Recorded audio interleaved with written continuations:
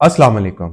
Socrates का trial हो चुका है एथेंस में और 501 एथेनियंस ने जिनके सामने सोक्रेटिस का ट्रायल हुआ है उनको सजा सुना दी गई है। The trial of the Socrates के बारे में मेरी पूरी वीडियो मौजूद है और वो मैं कमेंट सेक्शन में आपके लिए डाल भी दूंगा। आपको बताया गया था उसमें जैसे कि सोक्रेटिस जो है अपने सोक्रेटिक मेथड से किस तरीके से अपनी डिफेंस करता है और लेकिन उसके बावजूद सोक्रेटिस जो है वो सजा को कबूल कर लेता है। जैसा कि मैंने आपको बताया था कि प्लेटो ने जो भी कुछ लिखा है वो डायलॉग्स की सूरत में लिखा है और इसका एक जो डायलॉग है वो हम कवर कर चुके हैं, the trial of the Socrates. दूसरा डायलॉग इसका था द रिपब्लिक, वो भी हम कवर कर चुके हैं। और आज जो मैं आपके पास इसका डायलॉग लेके आया हूं ये है क्राइटो से मुतालिक। क्राइटो जो है बेसिकली सोक्रेटिस का फ्रेंड है और सोक्रेटस जेल में है अपने ट्रायल के बाद। और ये जो मुकालमा है, ये जो डायलॉग है प्लेटो ने लिखा है, उसमें इसने क्राइटो और सोक्रेटस के बीच में जो डायलॉग हुआ है वो उसके बारे में बात की है। अब ये जो मेरे पास इस वक्त क्राइटो का डायलॉग है ट्रांसलेटेड इनटू इंग्लिश विद ये बी जोइट ने किया हुआ है। इसके अंदर हम इसको लेके चलते हैं कि वो पहले इंट्रोडक्शन में बताते हैं कि ये डायलॉग था क्या। बेसिकली मैं आपको इसका थोड़ा सा बता दूं कि जैसे कि क्राइटो जो है एक इन्फ्लुएंशियल आदमी है और इन्फ्लुएंशियल आदमी होने के नाते वो किसी ना किसी तरीके से जेल में पहुंच जाता है जहां पे सोक्रेटिस जो है अपनी पनिशमेंट का इंतजार कर रहा है, वही पनिशमेंट जिसमें इसने हेमलॉक पी लिया था लास्ट में। तो अब क्राइटो जो है वो इन्फ्लुएंशियल है, वो समझता है कि मैं अगर सोक्रेटिस को कन्विंस कर लूं तो सोक्रेटिस जो है उसको मैं वहां से स्केप करवा लूंगा। तमाम तैयारी हो चुकी है। सोक्रेटिस उस बारे में उसको क्राइटो को क्या जवाब देता है वो हम देख लेते हैं। तो इंट्रोडक्शन में ये बताया कि जो क्राइटो है वो सोक्रेटिस के करेक्टर को सिर्फ एक लाइट में दिखाना चाहता है, नॉट एज द फिलोसोफर, बल्कि एक ऐसा आदमी, कोई ऐसा फिलोसोफर नहीं जो कि किसी डिवाइन मिशन पे निकला हुआ है या किसी विल ऑफ हेवन की बात कर रहा है, बल्कि as simply as a good citizen. मतलब कि सोक्रेटिस एक ऐसा आदमी है जो कि एक गुड सिटीजन है और जो कि अपने असूलों के लिए या स्टेट के लॉज के लिए अपनी लाइफ को गिव अप करने को तैयार है। तो जो सोक्रेटिस के दिन हैं वो करीब आ चुके हैं और वो जो शिप है जो कि सुनियम की तरफ रवाना हुआ था वो वापस आना है। यहाँ मैं आपको बताता चलूं कि सोक्रेटिस का जो डे ऑफ जजमेंट है वो उस दिन मुकम्मल होना है जिस दिन उस शिप ने वापस आना है, जो यूनान के किसी करीबी कस्बे तक गया हुआ है, साहिल तक गया हुआ है या किसी दूसरे जजीरे तक गया हुआ है। तो ये जैसे कि इनके जो एजेंट फ्रेंड हैं क्राइटो, वो इनको आके इन्फॉर्म कर रहे हैं कि सोक्रेटिस वो शिप अब करीब आने वाला है। तो और before the dawn has broken, कुछ पो फटने से कुछ देर पहले वो इनके पास आए हैं और वो बता रहे हैं कि मैंने एक ख्वाब देखा है जिसमें हम यहां से चले जाएंगे। तो ये जो चीज है क्राइटो सोक्रेटिस को बता रहे हैं कि टाइम बड़ा कीमती है और हमें अब यहां से चल देना चाहिए। और उसके अलावा ये है कि जो सोक्रेटिस के फ्रेंड्स हैं उन्होंने सारा अरेंजमेंट कर लिया है, अब उसको किसी भी हवाले से परेशान नहीं होना चाहिए। And he should think of his duty to his children and not play into the hands of his enemies. और उसे अपने बच्चों का ख्याल करना चाहिए, यहां से चला जाना चाहिए और दुश्मनों के हाथों में नहीं खेलना चाहिए। और उसके अलावा यह है कि क्राइटो जो है पैसा दे चुका है यानी कि कंसर्न अथॉरिटीज को। और उसके अलावा यहाँ पे इसने सिमियास और दूसरी लोगों को भी पैसा दे दिया है और इसको थेसले जहां पे इसने जाना है एस्केप करके, वहां रहने में भी कोई इशू नहीं होगा और वहां पे इसके लिए जगह का अरेंज हो चुका है। सोक्रेटिस जो है इन रिटर्न वो डरा हुआ है कि क्राइटो जो is but pressing upon him the opinions of the many, कि जो क्राइटो इसके ऊपर जो प्रेस कर रहा है वो दूसरे लोगों की ओपिनियन है। Whereas all his life long he has followed the dictates of reason only and the opinion of the one wise or skilled man। जबकि सोक्रेटिस की जो पूरी जिंदगी है वो रीजनिंग के सहारे गुजरी है और किसी वाइज मैन के बात को वो ज्यादा वजन देता है बनिस्बत इसके के ओपिनियन को मैटर किया जाता है। Opinion opinion opinion. हमने जो लास्ट डेकार्ट के ऊपर किया है सेशन, उसमें भी ओपिनियन के बारे में बात की गई है कि डेकार्ट कहता है जब तक मैं खुद नहीं देख लेता।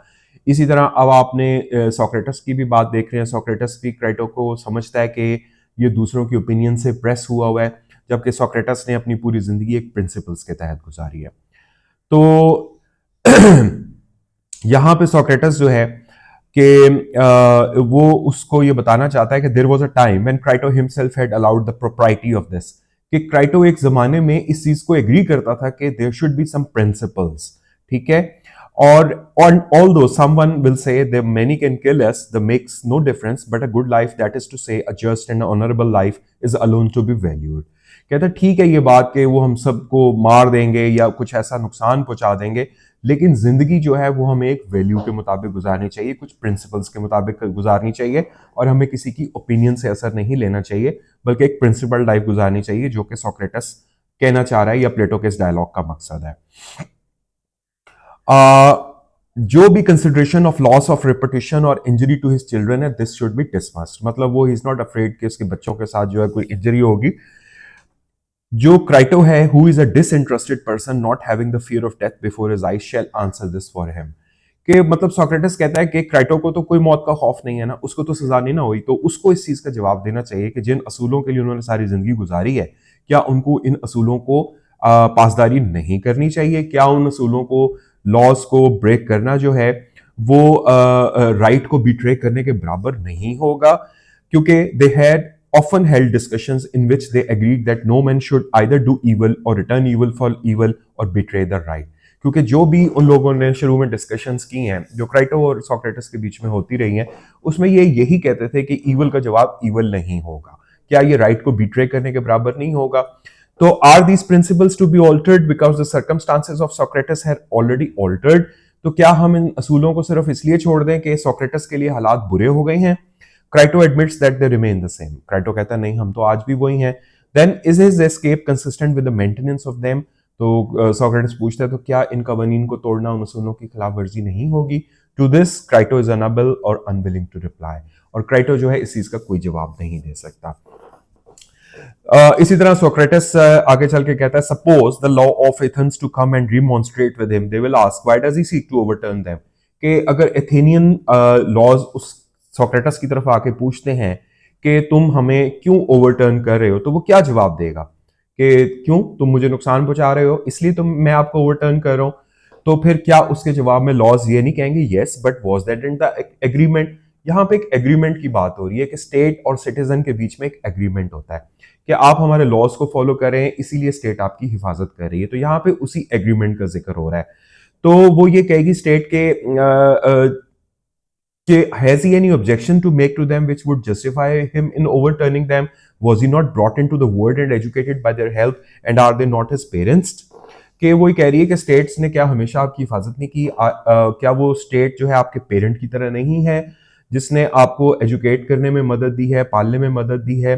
तो अगर वो ये सब कुछ इन लॉज को मानता है तो फिर वो क्यों ओवरटर्न करेगा? इसी तरह वो एथेंस को छोड़ के जा सकता था जहां पे वो उसका दिल करता। यहाँ पे उसका कहने का मकसद ये है प्लेटो का कि किसी भी इंसान के पास हमेशा ये ऑप्शन होती है कि अगर आप वहां से एग्री नहीं कर सकते तो आप दुनिया में कहीं और भी जाके रह सकते हो, लेकिन उसके बावजूद सोक्रेटिस ने वहां पे रहना कबूल किया। Thus, he has already clearly shown that he acknowledged the agreement which he cannot now break without dishonor to himself and danger to his friends. तो अब जब तुमने इतनी लंबी जिंदगी एथेंस में गुजार ली है, तो तुम आखिरी उम्र में आके उन लॉज को क्यों तोड़ोगे? क्या तुम्हारे ये अपने प्रिंसिपल से रोगर्दानी नहीं होगी? क्या इस तरह तुम डिसऑनर का बायस नहीं बनोगे? क्या अपने दोस्तों को मुश्किलात में नहीं डालोगे? और क्या ऐसा नहीं होगा, and whether will he direct his footsteps in any well ordered state, the laws will consider him as an enemy? और किसी भी वेल ऑर्डर्ड प्लेस पे जो ये लॉज हैं वो इसको एनिमी ही कंसिडर करेंगे अगर वो कोई इस तरह की चीज करता है। इसी तरह possibly in a land of misrule like Thessaly, जहां पे जाने का इसका प्लान किया गया है, वो भी शुरू में तो शायद वहां के लोग इसको वेलकम करें, लेकिन बाद में इसकी इसकी कहानी का मजाक उड़ाएंगे कि तुम यार सारी जिंदगी एक असूलों का सबक देते रहे, लेकिन जब लास्ट मोमेंट पे आके तुम्हारे ऊपर नुकसान या कोई मुसीबत आई तो तुमने उन असूलों को तोड़ना मुनासिब समझा। तो कहता है कि and how will his children be the gainers if he takes them into Thessaly and deprives them of Athenian citizenship? और ये किस तरीके से अपने बच्चों को थेस्ले ले जाए? क्या इनको एथेनियन सिटीजनशिप छोड़नी पड़ेगी? और अगर वो पीछे छोड़ जाता है, does he expect that they will be better taken care of his friends because he is in Thessaly? और क्या अगर ये अपने बच्चों को यहाँ एथेंस में छोड़ जाता है और भाग जाता है तो क्या इसके बच्चों को इसके दोस्त इसकी हिफाजत कर सकेंगे? Will not true friends care for them equally weather he is alive और डेड? फाइनली, क्या वो ये नहीं सोचेंगे कि ये इंसाफ की बात जब हुई थी तो सोक्रेटस ने क्या किया था? और उसके बच्चों के साथ बाद में क्या होगा। इसी तरह वो पीस और इनोसेंस में नहीं जा सकता एथन से, वो हमेशा परेशान रहेगा कि यार उसने एक गलत काम किया। लेकिन अगर वो एग्रीमेंट्स को ब्रेक करता है और ईवल के बदले में ईवल करता है, they will be angry with him while he lives and their brethren the law of the words below will receive him as an enemy such as the mystic voice which is always murmuring in his ears. और सारी जिंदगी एक आवाज और आती रही है कि क्या ऐसा नहीं होगा अगर मैं भाग गया, अगर मैंने ये कर दिया, मैं वो कर दिया, तो लोग मेरे बारे में क्या कहेंगे। और वो ठीक सोच रहा था क्योंकि वो सारी जिंदगी इन प्रिंसिपल्स के तहत उसने ये जिंदगी गुजारी है।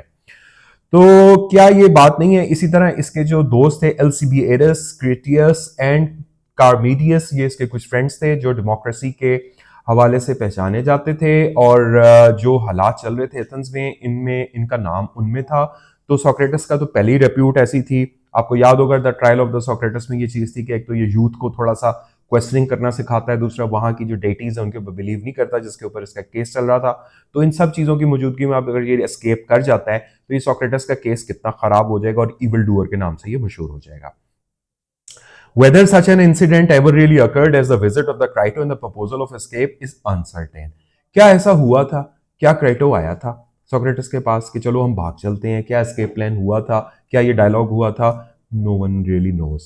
Plato could easily have invented far more than that. प्लेटो इससे भी ज्यादा कुछ कर सकता था, लेकिन उसने क्राइटो का करेक्टर सेलेक्ट करके एक the aged friend as the fittest person to make the proposal to Socrates, we seem to recognize the hand of the artist. मतलब सोक्रेटस का जो बेस्ट फ्रेंड था क्राइटो, जो इन्फ्लुएंशियल था, ये सारा जो डायलॉग है ये ड्रामेटिक भी हो सकता है, प्लेटो के जहन की इख्तरा भी हो सकती है, फिगमेंट भी हो सकती है, लेकिन इन सब चीज़ों के बावजूद उसने जो क्राइटो का करेक्टर सेलेक्ट किया है उससे पता लगता है ये कितना बड़ा आर्टिस्ट था, कितना बड़ा राइटर था। उसके अलावा आगे चलते हुए ये कहते हैं कि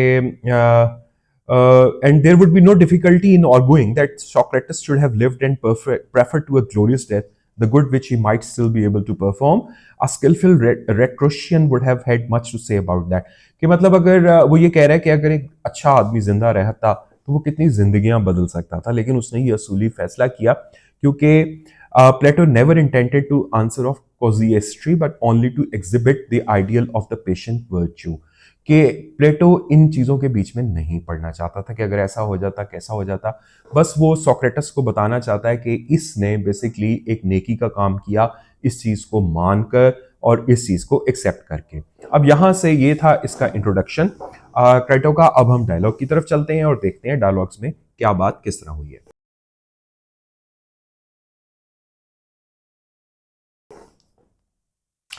तो अगर आप ये देख सकें तो ये डायलॉग है और ये डायलॉग है क्राइटो का, ठीक है। और इसमें ये बताते हैं कि सीन इस तरह है कुछ के Socrates Crito persons of the dialogue Socrates and Crito scene the prison of Socrates, यानी कि वो प्रिजन जहां पे सोक्रेटस मौत से पहले इंतजार कर रहा है। Socrates, why have you come at this hour, Crito? It must be quite early. Yes, certainly. What is the exact time? Socrates says. The dawn is breaking.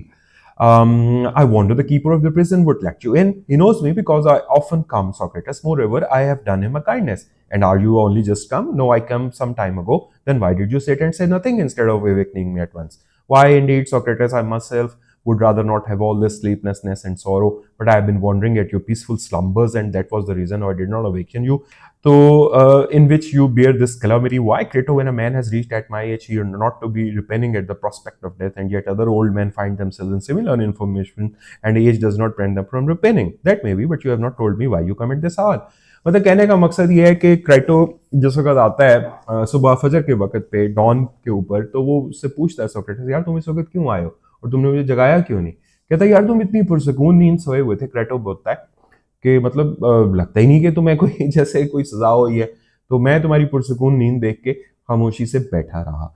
यहाँ पे बेसिकली ये भी एक चीज आप ज़हन में रखें कि Socrates is peaceful to himself because he knows कि he has accepted his punishment. और प्लेटो यही चीज बताने की कोशिश कर रहा है कि for the welfare of state उसने ये पनिशमेंट एक्सेप्ट की है और वो बहुत पुरसकून है अपनी सजा को एक्सेप्ट करने के लिए। और क्राइटो जैसा बंदा जो है उसके साथ जो इसका आगे डायलॉग चल रहा है वो क्या कहता है। वो ये कहता है कि what I suppose that the ship has come from Delos on the arrival of which I am to die तो क्राइटो कहता है नहीं नहीं, शिप अभी नहीं आया लेकिन वो किसी भी वक्त यहाँ आ सकता है। तो वेरी वेल, ठीक है क्राइटो, अगर ऐसी बात है तो if such is the will of God I am willing, but my belief is that there will be a delay of a day. वो कहता है ठीक है, जो होना है देख लेंगे, कोई मसला नहीं है, तो तुम क्या कहते हो? तो सोक्रेटिस कहता है कि नहीं, I am to die on the day after the arrival of the ship. Yes, that is what the authorities say, but I do not think that the ship will be here until tomorrow. तो वो ship के arrival के ऊपर इनकी साथ बातचीत चल रही है। तो उसके बाद वो कहता है कि yes the meaning is only to but let me introduce to take my escape और इफ यू डाई। हाँ, वो ये कहता है कि मेरे बिलोवेड सोक्रेटस, मेरी एडवाइस को मानो, तुम मेरे दोस्त हो, मैं एक फ्रेंड को लूज नहीं करना चाहता, ना उसको रिप्लेस करना चाहता हूँ, उसकी जगह कोई और बुरा आदमी आ जाएगा जो तुम्हें नहीं जानते। वो कहते हैं कि मैं अगर तुम्हें बचा लूंगा तो पैसे देके, लेकिन मैंने इस बात की केयर नहीं की कि मैं पैसों की ज़्यादा परवाह नहीं करता, मुझे अपने दोस्त की ज़्यादा परवाह है, और मैं चाहता हूँ तुम एस्केप कर दो। तो फिर आगे सोक्रेटस कहता है but why my dear Crito should we care about the opinion of the so many good man and they are the only persons who are worth considering will think of these things truly as they happened. कहता है कि क्यों क्राइटो, क्यों हम लोगों की बातों की परवाह करें? क्या वो कोई अकलमंद लोग हैं जिनकी हम परवाह करें, या अकलमंद और बेवकूफ़ों से मुराद जो है ना ओपिनियन मेकिंग की बात हो रही है कि सोक्रेटस जो है अकलमंदों की बात सुनना पसंद करता है। अकलमंदों से मुराद वो लोग हैं जो अथॉरिटीज़ हैं और वो किसी वजह से अथॉरिटीज़ हैं, वो कानून है, वो रियासत है, वो जज हैं, उन्होंने पूरा एक मुकदमा लड़ा है, जबकि ओपिनियन वो जो लोग सड़कों पे कहते फिरते हैं। तो but do you see Socrates that the opinion of the many must be regarded as is evident in your own case. तो लेकिन क्रेटो कहता है कि आपको दूसरों की परवाह होनी चाहिए। तो वो कहता है Socrates I wish Crito that they could, but for then they could also do the greatest good, and that would be well, but the truth is that they can do neither good nor evil. They cannot make a man wise or make him foolish, and whatever they do is the result of chance. कहता ना वो किसी आदमी को अक्लमंद बना सकते हैं, ना बेवकूफ बना सकते हैं, इसलिए हमें उनकी बातों की ज्यादा परवाह नहीं करनी चाहिए। ये आम लोगों की बात हो रही है। तो क्रेटो कहता है नहीं नहीं, मैं इस बारे में कोई ज्यादा बात नहीं कर रहा, लेकिन ये है कि हमारे साथ और भी कुछ बुरा हो सकता है, तो क्या तुम्हें भाग नहीं जाना चाहिए? तो उसके जवाब में सोक्रेटिस कहता है हाँ, उसके बाद फिर वो कहता है कि क्या हमें उन लोगों की बात माननी चाहिए कि जो गुड है या बैड है? तो क्रेटो कहता है कि हमें उनकी बात माननी चाहिए जो गुड है। तो उसमें कहता है कि अगर मैं ये कहूं कि जो गुड है, and opinions of the wise are good and opinions of the unwise are evil. Socrates पूछता है कि जो अच्छे लोग होते हैं उनकी जो ओपिनियन है अच्छी होती है, जो बुरे लोग होते हैं उनकी ओपिनियन बुरी होती है। क्रेटो कहता है हाँ बिल्कुल ऐसा ही है। तो क्या उसको उनकी परवाह करनी चाहिए या उनकी परवाह करनी चाहिए जो कि बहुत सारे हैं? क्रेटो कहता है कि हाँ, जो जो वाइज हैं उनकी परवाह करनी चाहिए। तो अगर कहता है मैं and he ought to live and train and eat and drink in the way which seems good to his single master who is understanding rather than according to the world. कहता है अगर एक आदमी है, अगर वो सोचता है कि एक जिम्नास्टिक जाने वाला आदमी है, and what said about another matter was a disciple and just student the praise and blame. यहाँ पे एक वो जिम की मिसाल दे रहे हैं सोक्रेटस या प्लेटो कि अगर आपको एक बंदा ट्रेन कर रहा है जो कि जिम में काम करता है, प्रोफेशनल ट्रेनर है, अगर वो आपको ट्रेनिंग देता है और वो आपको कहता है कि आप इस तरह कर लो, आप ये डाइट यूज़ करो, आप ये डाइट यूज़ करो, आप इस तरह मूव करो, आप ये वेट उठाओ या ये वेट उठाओ, तो सोक्रेटस क्रेटो से पूछ रहा है कि क्या मुझे उसकी परवाह होनी चाहिए या मुझे उसकी परवाह होनी चाहिए जो कि बहुत सारे लोग हैं? तो क्रेटो कहता है ऑब्वियसली जो आपको ट्रेनिंग कर रहा है, जो आपका प्रोफेशनल ट्रेनर है, आपको उसकी परवाह ही होनी चाहिए ना। तो सोक्रेटस बोलता है तो फिर सही यही बात आप बाकियों पे भी अप्लाई करो ना। जो इस चीज़ का माहिर है, जो इस चीज़ का मास्टर है, हमें उसकी परवाह करनी चाहिए बजाय इसके कि हम उन लोगों की परवाह करें जो कि सड़कों पर फिर रहे हैं। यहाँ पे एक और आर्गूमेंट भी बन सकता है कि जो मास्टरफुल लोग हैं उनकी डिफरेंट ओपिनियंस हो सकती हैं। फॉर एग्जांपल आप किसी एक डॉक्टर के पास जाते हैं किसी चीज़ को लेके कि there is an element to me, तो एक डॉक्टर को डिफरेंट ओपिनियन देता है, कोई डिफरेंट देता है, कोई डिफरेंट देता है। ऑब्वियसली ये डिबेट बहुत स्प्रेड भी हो सकती है, लेकिन हमें ये मद्देनजर रखना है कि प्लेटो इस चीज़ के बारे में हमें क्या समझाना चाह रहा है, और वो यही समझाना चाह रहा है कि आप अगर जस्ट की बात करते हैं, यानी कि इंसाफ की बात करते हैं, जस्टिस की बात करते हैं, then you should go on with the laws, वही लॉज जिसकी सोक्रेटस मिसालें देता रहा है। तो ऑब्वियसली अगर डॉक्टर मुख्तलिफ हो भी सकते हैं, उनकी ओपिनियंस डिफरेंट हो भी सकती हैं, लेकिन अगर मेजॉरिटी ऑफ डॉक्टर्स एक ओपिनियन दे रहे हैं तो है तो वो एक्सपीरियंस की बुनियाद पे दे रहे हैं ना, और वो एक्सपर्टीज़ पे दे रहे हैं। तो यहाँ हम इस डिबेट में नहीं जाते कि बहुत सारे डॉक्टर्स बहुत सारी ओपिनियंस देते हैं, हम अपनी डिबेट को इधर तक ही महदूद रखते हैं, जो कि प्लेटो का डायलॉग है क्रेटो के हवाले से। तो वो ये कहता है कि जो एक्सपीरियंस लोगों की राय होती है, हमें उसकी तरफ ज़्यादा तवज्जो देनी चाहिए बनस्बत ये कि आम लोग क्या बात कर रहे हैं। उसके अलावा ये भी बात है कि तो फिर सोक्रेटिस कहता है अगर ऐसी बात है कि हमें एक मास्टर ओपिनियन को माननी चाहिए, then we must not regard what the many say of us, but what he the one man who has understanding of just and unjust will say and what the truth will say. तो हमें सिर्फ उस बंदे की बात माननी चाहिए जो कि जस्ट है, जो कि जो और वो जो सच्चाई कहती है, ठीक है। And therefore, you begin in error when you suggest that we should regard the opinion of the many about just and unjust, good and evil, honorable and dishonorable. Well, someone will say, but the many can kill us. तो तुम ये बात करते हो कि good and evil और वो क्या कहेगा, ये क्या कहेगा, नहीं, हमें सिर्फ एक बंदे की बात सुननी चाहिए जो कि इस बारे में मुकम्मल मालूमात रखता है, जैसा कि मैंने जिम वाले ट्रेनर के हवाले से तुम्हें मिसाल देके समझाया। उसके बाद वो कहता है कि क्या मुझे भागना चाहिए या नहीं भागना चाहिए, क्या मुझे अटेम्प्ट करना चाहिए, क्या मुझे एथेंस छोड़ देना चाहिए। तो यहाँ पे कहता है कि आपका क्या ख्याल है अगर मैं एथेंस छोड़ जाऊंगा। कहता है उन्होंने ट्रायल में भी मुझसे, ये सोक्रेटस के ट्रायल में ये बात हुई थी कि सोक्रेटस क्या तुम यहाँ से जाना चाहते हो, तो सोक्रेटस ने कहा था कि नहीं, मैं यहीं रहना चाहता हूँ। यहाँ पे भी सोक्रेटस की वो बात मैं आपको याद करा दूं कि सोक्रेटस ये कहता है कि अगर मैं एथेंस छोड़ के कहीं और जाता हूं तो मैंने जिंदगी तो यही रखनी है ना, क्योंकि जो यहाँ पे एथेंस में मैं कर रहा हूँ वो तो मेरी नज़र में बिल्कुल ठीक है, और अगर ये मेरी नज़र में बिल्कुल ठीक है तो मैं जहां भी कहीं जाऊंगा वहां जाके भी यही करूंगा। तो हो सकता है एथेंस की तरह मेरा फेट वहां जाके भी यही हो, तो मैं अपने आप को नहीं बदल सकता। उसका तरीका यही है कि मैं अपने असूलों पे कायम रहूं, ताकि ये बात समझ आती रहे कि सोक्रेटस ने जो कुछ कहा था उस पर अमल भी किया। तो अगर मैं एथेंस छोड़ के कहीं और चला जाता हूँ, वहां भी मेरा यही मुकद्दर है, तो वही मुकद्दर मैं यहाँ क्यों ना फेस करूं, बजाय इसके कि मैं किसी और मुल्क में जाके ये चीज़ फेस करूं। उसमें मेरा ऑनर भी जाएगा, उसमें मेरे बच्चे भी, पता नहीं बाद में उनको कोई केयर कर सकेगा या नहीं कर सकेगा, और मैं एक तरह से एनिमी ऑफ द स्टेट होके रह जाऊंगा। तो फिर वो आगे क्रेटो पूछता है ठीक है फिर, लेकिन तुम्हारा क्या ख्याल है। तो सोक्रेटस यही कहता है ना कि फिर इसका मतलब तो यही है ना कि हमें कुछ गलत नहीं करना चाहिए। तो क्रेटो कहता है certainly not, nor when injure in return us the many imagine, for we must not injure at one at all, clearly not, again Crito, may we do evil।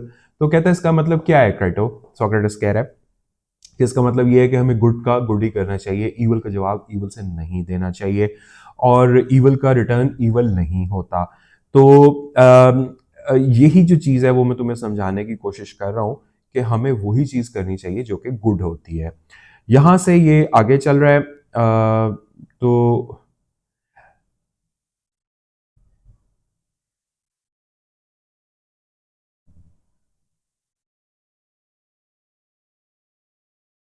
हाँ, उसके बाद वो ये कहता है कि क्या मुझे गुड करना चाहिए या ईवल करना चाहिए। तो क्रेटो कहता है आपको गुड ही करना चाहिए। तो कहता है फिर गुड ये नहीं है कि मैं एथेनियन की प्रिजन को ना छोड़ूं, उसकी वजह ये है कि अच्छी बात तो यही है कि मैं लॉज को अबाइड करूं, लॉज ऑफ द स्टेट को अबाइड करूं, यानी कि एथेंस के जो बनाए हुए लॉज हैं जिनके लिए हमने सारी जिंदगी जद्दोजहद की है, मैं उन लॉज को ना तोड़ के बेसिकली गुड का साथ दे रहा हूं, ईवल का साथ नहीं दे रहा। तो उसके बाद वो आगे चल के कहता है कि तो फिर इसी तरह वो कहता है कि हमें जो है ना अपनी बच्चों की बजाय हमें लॉ का और जस्ट का ख्याल करना चाहिए, हमें गुड का ख्याल करना चाहिए, और यही वो आवाज़ है, सोक्रेटस कहता है, जो मेरे कानों में गूंजती रहती है, और इसी के लिए मैं हेमलॉक तक भी पी लूंगा, बजाय इसके जवाब में, क्राइटो के जवाब में कहता है। तो फिर क्राइटो उससे पूछता, सोक्रेटस उससे पूछता है कि मैं ठीक कर रहा हूं, तो वो कहता है I have nothing to do Socrates. तो फिर सोक्रेटस ये कहता है कि then let me follow the intimations of the will of God, कि जो खुदा की विल है मुझे उस चीज को फॉलो कर लेना। यहाँ पे ये बात हमें समझ आती है कि सुकरात के इस मुकदमे को पेश करने का मकसद ये था कि किसी हम इखलाकी बहस को या फलसफियाना बहस को हल नहीं कर रहे, बल्कि हम सिर्फ सुकरात को एज अ एक ऐसे सिटीजन के तौर पे देख रहे हैं जो कि लॉ को फॉलो करता है, और वो जिन असूलों की सारी ज़िंदगी तालीम देता रहा है वो उन असूलों को मरते दम तक कायम रखता है, ताकि सुकरात के बारे में आने वाली नस्लों को ये बताया जा सके कि सुकरात कितना अजीम आदमी था, क्योंकि वो प्लेटो का उस्ताद था और प्लेटो ने अपने उस्ताद के लिए अच्छे लफ्ज़ लिखे डायलॉग्स की सूरत में। तो ये जो डायलॉग था ये भी, इसका भी मकसद यही था कि सुकरात को फ़लसफ़े की बजाय एक अच्छा गुड सिटीज़न के तौर पे पेश किया जाए। और गुड सिटीज़न के तौर पे पेश करने का मकसद ये था कि ताकि पता लग सके कि इंसाफ क्या होता है, गुड सिटीज़न की डेफिनेशन क्या होती है। इसी तरह जब वो बात करता है कि मुंसिफ कौन है, यानी कि फैसला करने वाला कौन है, जज है ना, वो किसी वजह से अपनी सीट पे बैठे हैं ना, वो एक मेरिट है और उसको जज अवाम के बनाए गए कवानीन के मुताबिक ही वो जज बना है। तो अगर जज जो है आम आदमी तो नहीं है ना, और आम आदमी जज नहीं है, तो हमें उसकी सुननी चाहिए जो कि ख़ास आदमी है, यानी कि जो इस चीज़ का फैसला करने की कुदरत रखता है, जो इस एहलियत पे पहुंच के बैठा हुआ है। क्योंकि हमने अगर शहर चलाना है, रियासत चलानी है, एथेंस को एक मिसाली शहर बनाना है, तो हमें उन कवानीन को फॉलो करना पड़ेगा जिनके लिए हमने सारी ज़िंदगी जद्दोजहद की है। तो यहाँ पे इसका ये भी मकसद है कि हमें ओपिनियन ऑफ द मासेस, यानी कि सड़कों पे लोग क्या बातें करते फिर रहे हैं, उनकी तरफ नहीं जाना चाहिए, बल्कि हमें रियासत के कवानीन का एहतराम करना चाहिए। तो ये एक छोटा सा डायलॉग था जिसका मकसद यही था कि प्लेटो जो है अपने उस्ताद के बारे में, उस्ताद के मुकालमे के ज़रिए लोगों तक जस्टिस और ओपिनियन, और किसकी ओपिनियन मैटर करती है, किसकी ओपिनियन नहीं मैटर करती के बारे में इस इल्झाओं से निकालना चाह रहा था और लोगों को बताना चाह रहा था कि इंसाफ क्या होता है। जैसा कि आपको याद होगा, मैंने पिछले डायलॉग में आपको बताया था कि प्लेटो जो है रिपब्लिक के अंदर एक मिसाली रियासत कायम करना चाहता था। और वो मिसाली रियासत क्या हो सकती थी, वो इन डायलॉग्स के थ्रू आपको पता लगेगी। आपको याद होगा, मैंने फिलोसफर किंग्स के बारे में आपको एक पूरी बात बताई थी, और प्लेटो की पूरी फिलॉसफी बताई थी, ट्रांसेंडल वर्ड क्या चीज़ है और डुअलिज्म क्या चीज़ है, रैशनलिज्म क्या चीज़ है। ये प्लेटो के हवाले से मैंने सारे कॉन्सेप्ट्स आपको क्लियर किए थे रिपब्लिक के अंदर। आप मेरा वो डायलॉग देख भी सकते हैं। तो ये डायलॉग यहीं पे तमाम होता है। और क्या ये बात प्लेटो हमें समझा सका है, नहीं समझा सका, और क्या आपने मेरा डायलॉग देखा और आपने देख के इसके बारे में आपकी क्या ओपिनियन है, ज़रूर बताइएगा। मैं इंशाल्लाह आपकी राय का मुंतज़िर रहूँगा। फिर इंशाल्लाह नेक्स्ट बुक, नेक्स्ट किसी और चीज़ के साथ हाज़िर होंगे। तब तक के लिए इजाज़त दीजिए। अल्लाह हाफ़िज़। Thank you very much.